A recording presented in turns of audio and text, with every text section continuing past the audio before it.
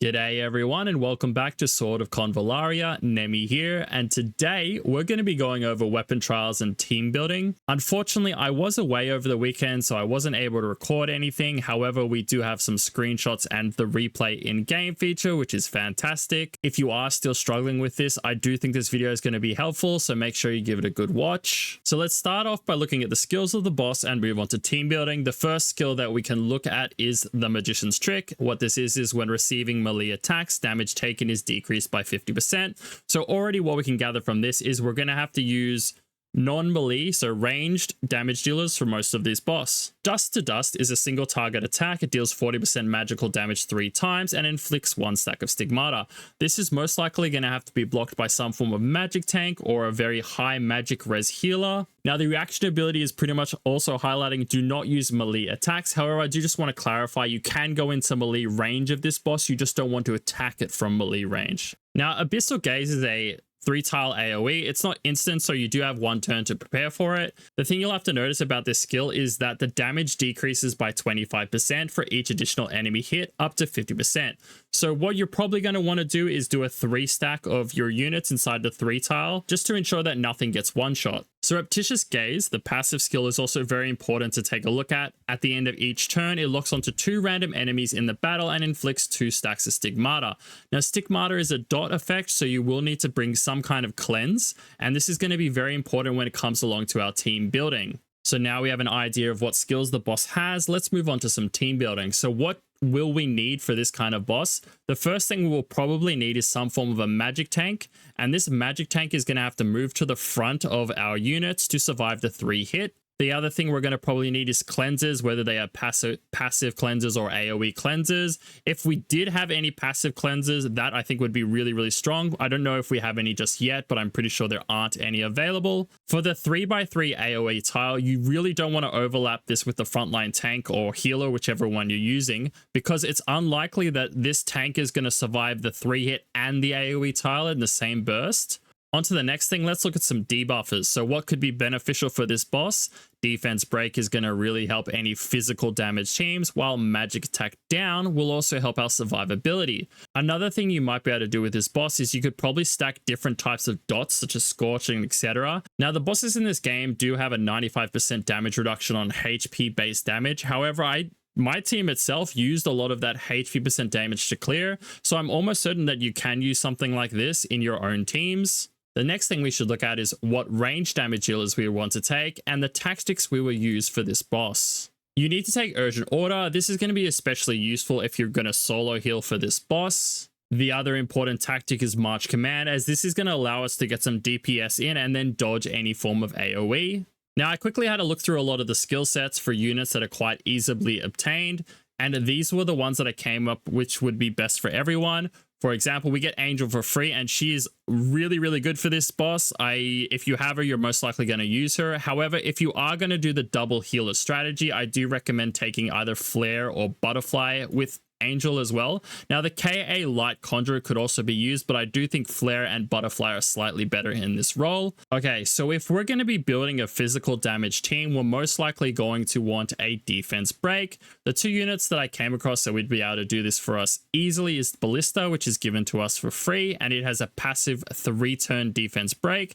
The other one is Outlaw Crossbowman, which is a common unit, and this has a 2-turn Defense Break, but it also has Infection. Okay, so the next thing we want to look at is maybe debuffing. So this boss deals mostly magic damage, so Magic Down is going to be very beneficial to keeping your units alive, and there's 2 units that are easily obtainable that do this. One is Stinger, and he has 3 stacks of Infection, Hanged Man, which is going to increase your damage output, and a basic attack down magic down skill. Unfortunately, I think this skill doesn't unlock until rank 9, so we won't be able to use Stinger for this early on. However, you can get Outlaw Archer very easy. This is a common unit, and this has a 2-turn debuff on Magic Down. It also has Infection, so a lot of the other units that we've been looking at up here have Infection as well. So this might be a very good way to increase our damage output. So let's have a look at what team I recommend for this boss. The first thing is a dedicated healer. So if you don't have Inanna, your best bet is to use Angel. Now, if your Angel can solo heal, You might want to consider a frontline tank like suppression or even another DPS early on. I'm pretty sure the higher stages we get to, the more vital it is to have a magic tank for that role. However, at this point in time, I'm pretty sure you can get away with double healer or quad DPS. I don't think it's going to be an issue.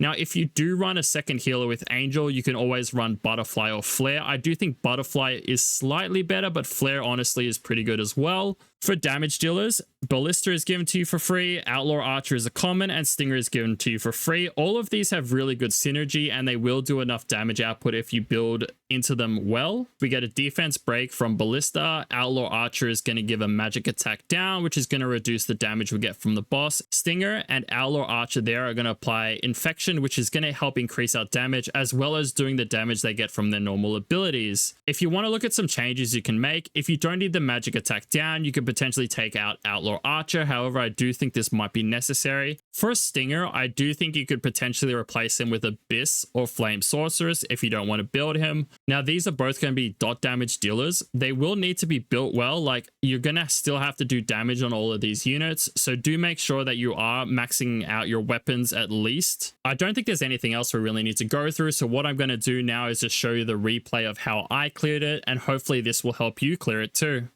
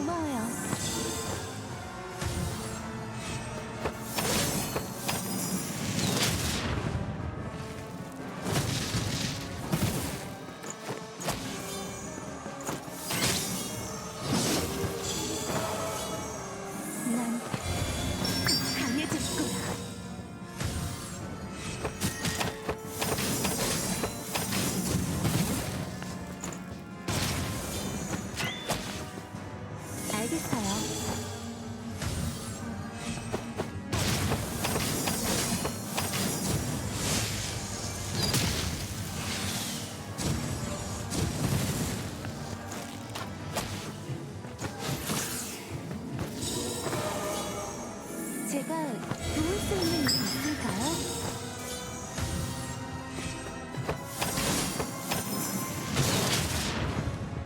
버텨낼 거야.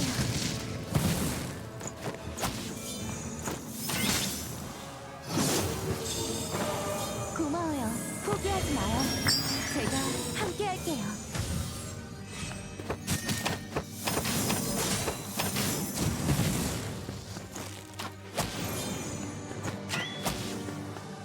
제가 도울 수 있는 일이 있을까요?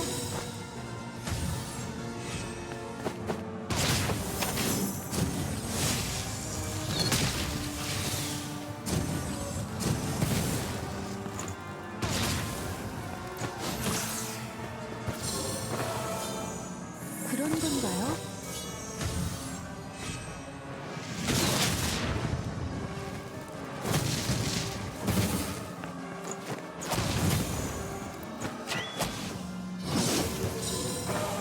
고마워요. 포기하지 마요. 제가 함께 할게요.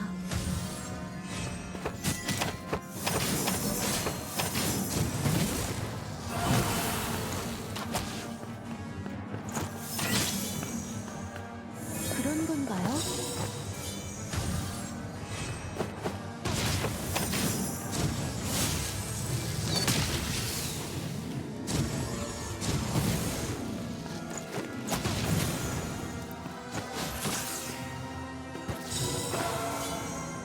제가 도울 수 있는 일이 있을까요?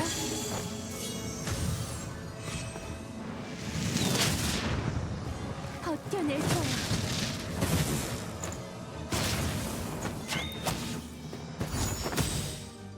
더는 도망칠 수 없어.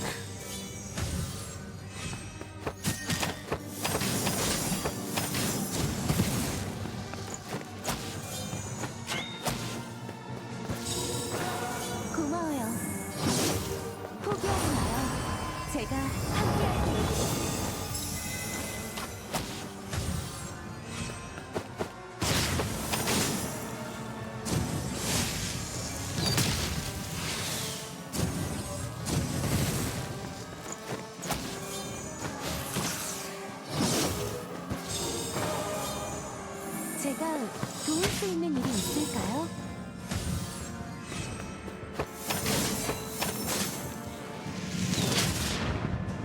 버텨낼 거야.